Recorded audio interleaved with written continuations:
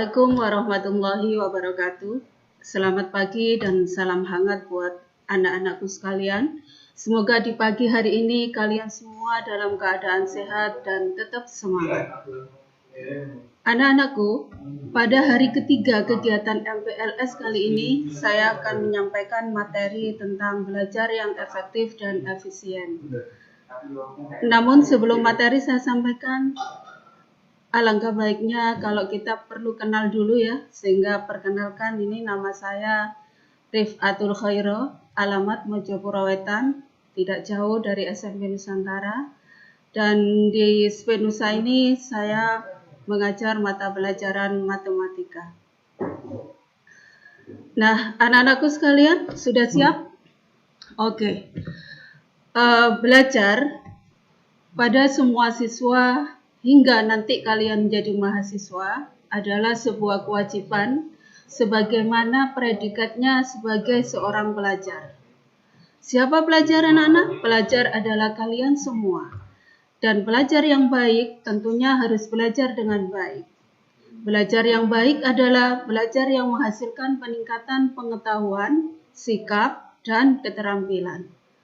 Nah, anak-anakku semua, apakah kalian semua sudah belajar sebagai pelajar dengan efektif dan efisien? Nah, jika belum, mari simak 7 cara belajar yang efektif dan efisien berikut ini. Yang pertama, buat suasana belajar dan nyaman. Buat suasana belajar yang nyaman.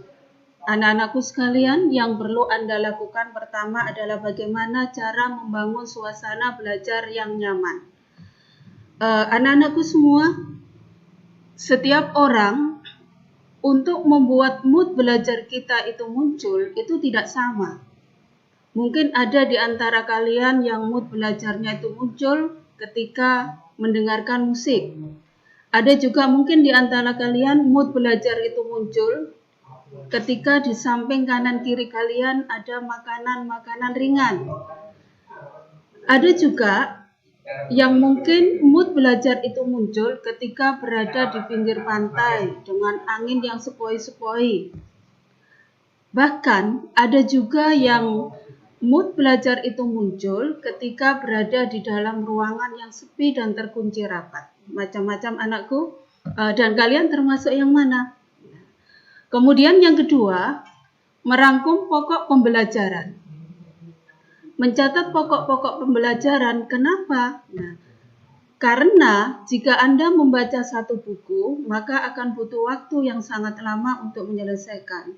Sehingga rangkum apa yang sudah kalian baca, ambil intisarinya, sehingga kalian akan mudah mengingat dan juga mudah untuk memahami inti dari apa yang sudah kalian pelajari.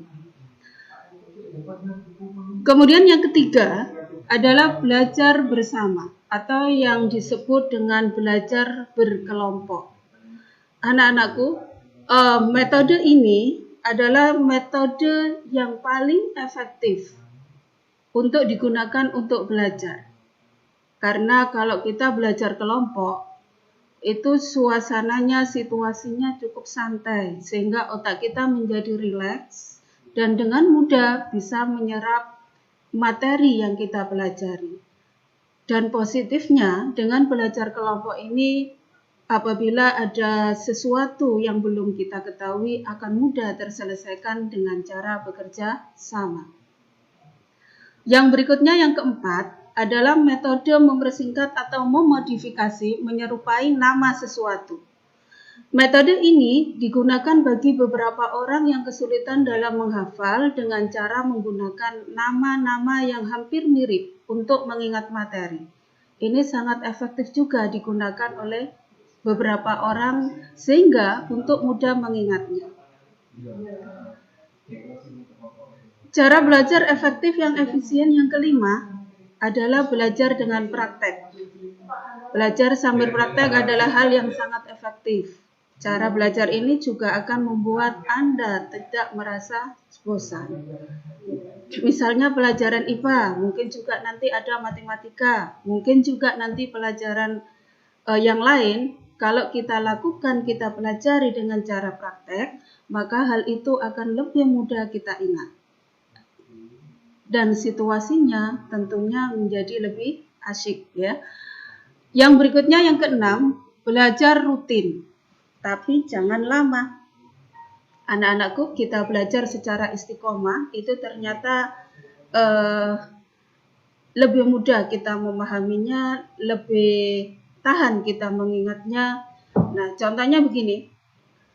Biasakan kalian belajar di pagi hari karena masih seger ya, bisa mungkin agak lebih lama 30 menit atau sampai 40 menit. Kemudian siang bisa pulang sekolah, cuci tangan, makan dan sebagainya. Sebelum istirahat kita coba untuk membuka buku pelajaran yang tadi kalian terima di sekolah. Mungkin hanya sekitar 15 menit sampai 20 menit. Kemudian malam mungkin bisa 1 jam. Nah, cara ini juga sangat efektif dan pikiran juga akan tetap dalam keadaan rileks daripada kalian misalkan besok ujian, nah malamnya kalian tidak tidur, belajar sampai larut malam. Nah, ini yang sangat berbahaya anak-anak, karena nanti kalau malam kita kurang istirahat, paginya ketika ujian adanya nggak bisa mengerjakan soal, tapi ngantuk. Nah, ini sangat berbahaya. Kemudian yang ketujuh, cara belajar efektif dan efisien yang terakhir adalah mengerti, bukan menghafal.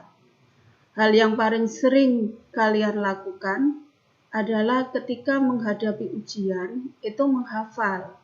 Sebenarnya tidak salah, cuman kurang efektif. Untuk lebih efektifnya anak-anak, kalian mengerti teorinya, maka dengan sendirinya akan kita ingat ketika ujian.